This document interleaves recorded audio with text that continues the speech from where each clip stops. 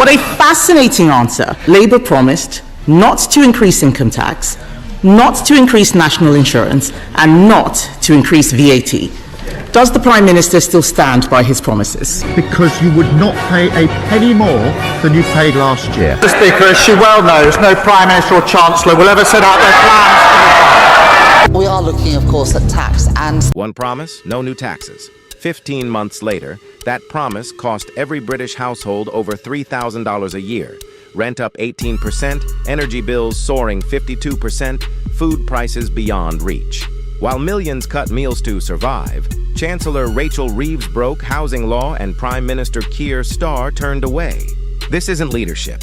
It's a government that spends recklessly and makes its people pay the price. Last month, I offered to work cross-party with him to bring down welfare spending, because he knows, and we know, that he'd rather dip into people's pockets than upset those people behind him. It took just 3 sentences to expose 15 months of deceit.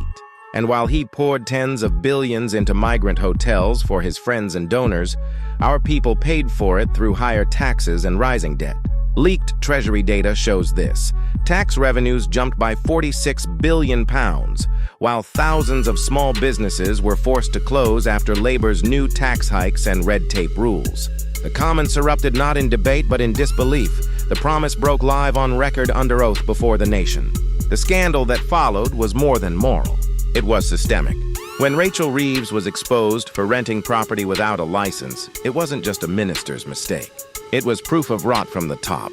Starmer, the man who once upheld British justice, now walks past the crime committed in his own office integrity, had become a slogan, not a standard.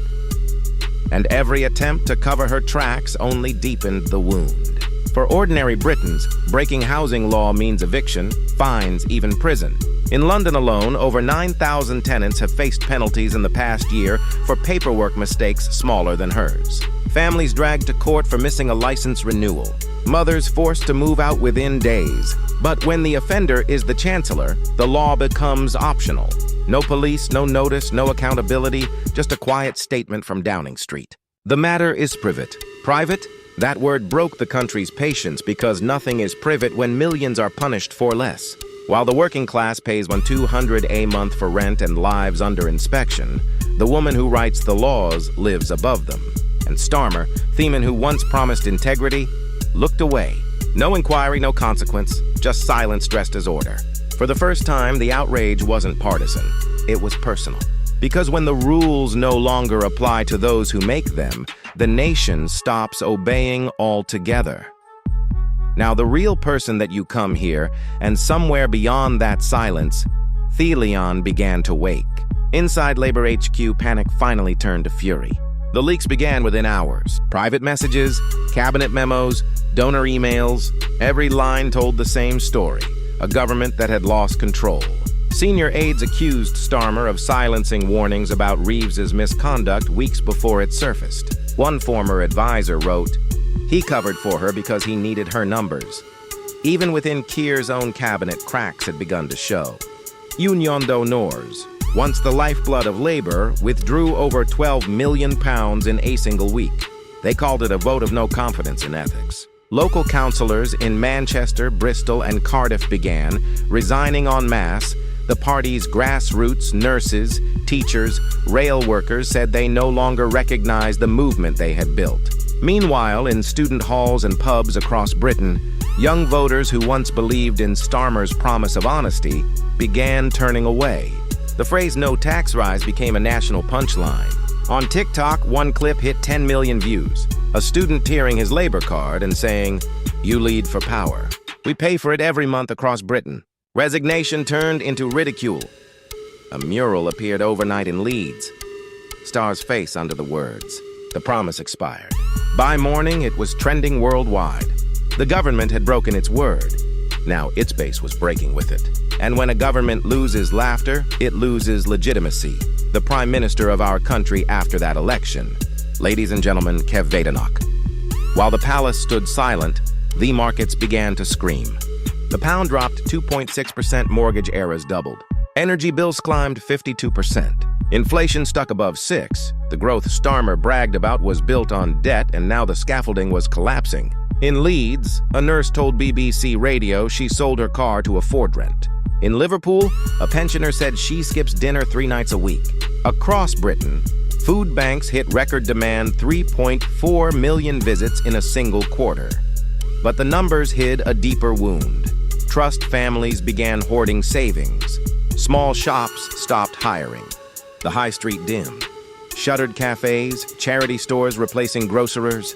Every closed sign was another vote of no confidence. By autumn, unemployment hit 7%. Youth joblessness passed 14. Graduates worked 0-hour contracts while MPs debated carbon targets. Economists called it stagflation. Ordinary people called it theft. Social services buckled. Domestic violence shelters reached capacity. Mental health hotlines rang. Non-stop charities reported a 60% surge in calls from men unable to feed their families.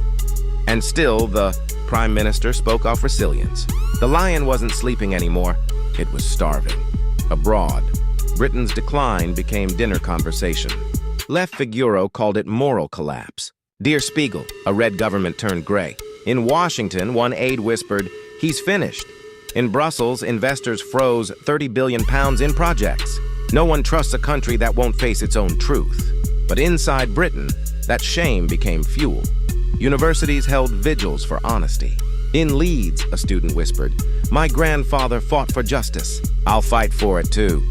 In Portsmouth, veterans marched beside them. Flags and medals, youth and memory. 2 generations, one cause. Artists joined next. Empty theaters reopened for people's nights where poets read about bills and betrayal.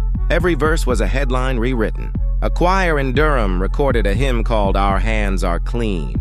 Within days, it reached 1 million streams. Abroad, bird cameras framed chaos. Inside, a movement found rhythm. Because when the world doubts you, remember who you are. The foreign press called it unrest. The British called it rebirth. And as headlines turned away, the heartbeat of a nation grew louder. By month's end, the facade had cracked. 3 ministers resigned. 2 were suspended. 1 defected. Starr's approval sank to 14%, the lowest in living memory. Parliament became theater. Jeers cooing off marble walls, broken promises. They shouted, voices shaking the microphones. But the real judgment came from outside.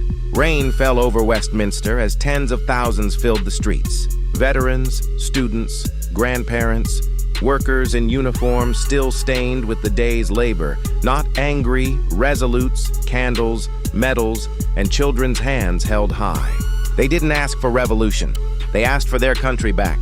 Across the Thames, Downing Street lights flickered as chants rose.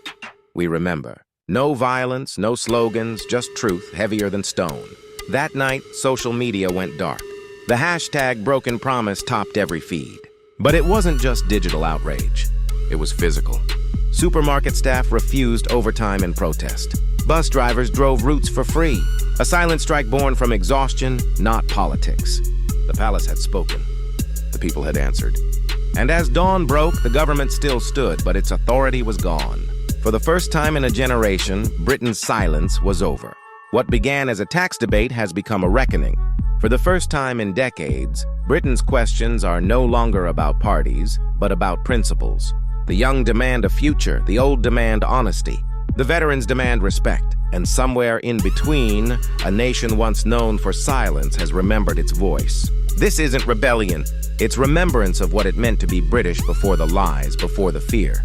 Because when leaders forget who they serve, the people must remind them who they are. The lion was never wounded, it was silenced. And tonight it stands again. Subscribe to Brit News because truth still has a voice and Britain still has a roar.